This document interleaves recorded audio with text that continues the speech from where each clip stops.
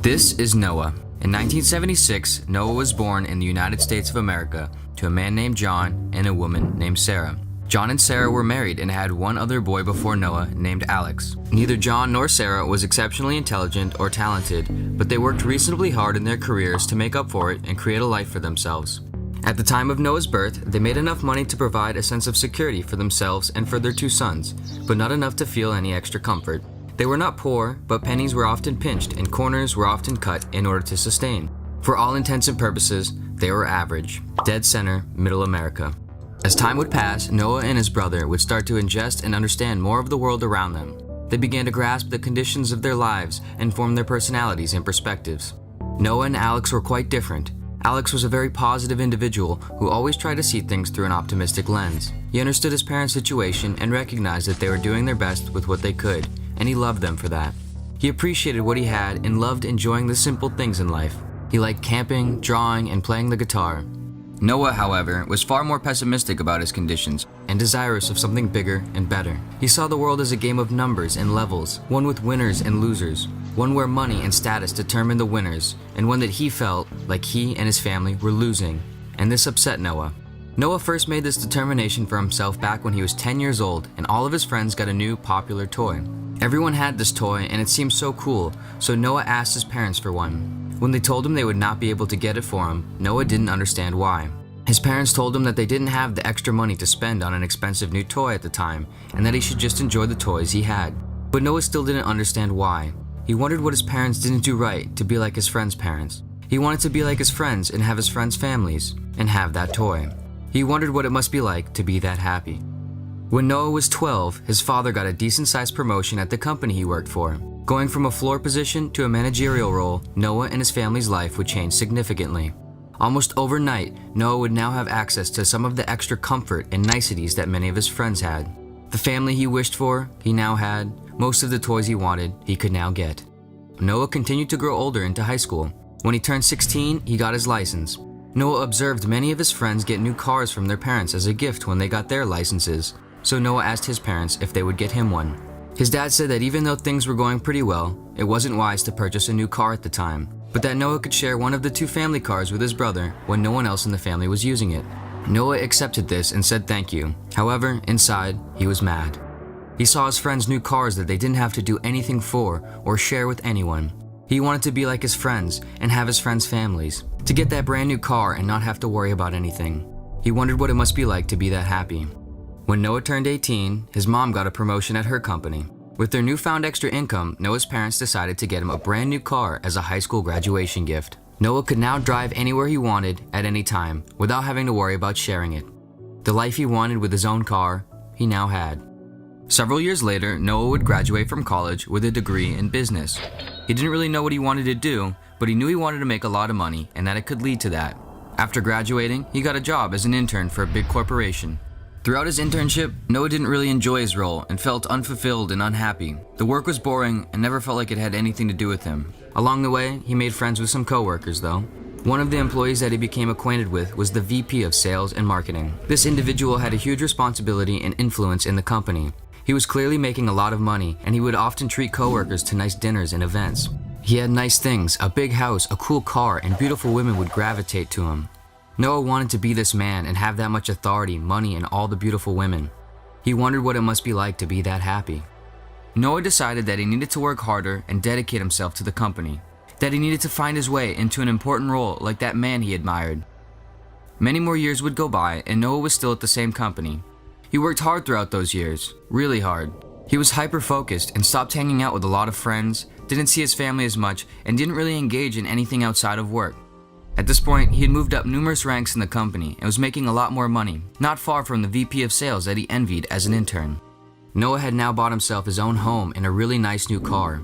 He had a decent amount of disposable income and could buy most of the things he wanted to and could go out to nice restaurants and wear nice clothes. But Noah was still not very happy or fulfilled by his work. He was working hard, but things were still boring and never felt like they had anything to do with him. Every day felt like the same, and Noah found himself always wishing for the day to be over. One day, a friend from college that Noah would still sometimes go out with on the weekends told Noah how he recently started working at a new company. His friend told him about how great this company was, how much opportunity there was to grow to the top and do exciting and important things, how much money was being invested into the company, how much higher the starting salary was, how much flexibility there was for employees, how nice everyone was, including the owners. Noah wondered what it must be like to work for such a great company. He wondered what it must be like to be that happy. Shortly after this conversation with his friend, Noah quit his job and got his friend to refer him for a position at this new company. Noah got the job. A couple more years go by and Noah has climbed his way up through a few ranks at the company when all of a sudden it gets bought out and Noah is laid off. Noah sees the company owners make millions and millions of dollars while he and most of the other employees lose everything they work for with nowhere to go and no remorse from anyone. Noah wondered what it must be like to be an owner of a company like that, to cash out on a multi-million-dollar deal and never have to worry about working again. He wondered what it must be like to be able to do whatever you want, whenever you want. He wondered what it must be like to be that happy. Noah realized he had been going at everything all wrong. He was tired of working for other people only to get screwed over at the end of the day. He realized that if he wanted to be happy, he needed to take control of his own fortune. So, Noah collected a few colleagues and friends who he had made over the years to start a company with. He didn't know exactly what he wanted the company to be, but he knew he wanted to make a lot of money and sell it at some point. With his newly established business partners, he brainstormed what industry and what product or service would be the most potentially lucrative to start a business around. 7 more years go by and Noah and his partners have built a successful business with promising growth. Throughout these years, Noah has had even less time to himself.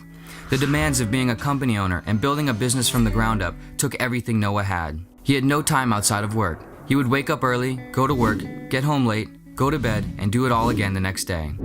He lived and breathed the business. He cut out everyone in his life that wouldn't be of use to his business. He traveled all the time and rarely saw his family. Girlfriends would never last. Hobbies and activities were completely off the table. But because of Noah and his partner's hard work and their willingness to do whatever it took to make their company successful, a major corporation became interested in buying the business and its intellectual property for a large amount of money. The deal was closed and Noah cashed out at $15 million. Suddenly, all of the things Noah wanted when he was a child, he can buy millions of. Any car he wanted when he was a teenager, he can buy without feeling a dent. Any sense of status, power, or luxury he wanted when he was a young adult, he has. The big house, the women, the fancy parties, the nice things, the status. He has it all. A year goes by. It is Christmas. Noah's with his family. This is one of the few times a year he sees his brother Alex. Alex asks Noah how things are going. Noah tells Alex about how bored he is not working anymore, how he doesn't really know what to do with his time and feels kind of lost. He tells Alex how his remaining friends only seem to care about business and money, how they don't appear to care about him as a person, rather just a networking or business focal point. He shares how his last couple girlfriends were shallow and never really seemed to care about him or anything beyond money. He says how hard it is for him to meet new good people and feel excited about life. Alex empathizes with Noah and consoles him. Noah asks Alex how he has been and what he's been up to. Alex says things are pretty great and that he's been painting and camping a lot and playing a little guitar as well. Noah asks how he's doing for money and if he needs any help. Alex says thank you, but that he's doing fine. He says that he has enough money for him and his family to be comfortable. He says that he's been selling a lot of his paintings, photos, and designs, and has been doing pretty well with that. He says it's a constant grind, but he loves making every piece and seeing the face of the people and clients that fall in love with them. That if he had to do this for the rest of his life, he would still be thrilled every day. Alex's wife comes into the room holding their newborn baby. Following her is a 5-year-old girl, Alex's other daughter. Alex goes on to share how great his wife is doing and how great his kids are doing. He says they are planning a trip to Spain for an art exhibition. Noah sees the life in his brother's eyes. He sees the passion and the sense of self. He wonders what it must be like to be that happy. He wonders why he never slowed down, why he never enjoyed himself and stopped comparing himself to everyone around him, why he never appreciated what he had or what he liked to do, why he gave half his life to becoming wealthy, owning a bunch of stuff, and impressing strangers, only to end up alone, unfulfilled, and unhappy. He asks Alex, "How did you do it? How did you find so much happiness?" Alex responds, "Noah, I just didn't look so hard.